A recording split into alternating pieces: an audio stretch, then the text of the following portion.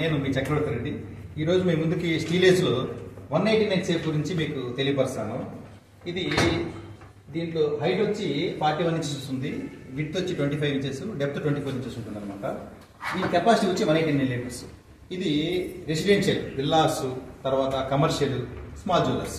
దీంట్లో cash, gold, తర్వాత documents అన్నీ ఒకే దగ్గర పెట్టుకోవచ్చు అనమాట.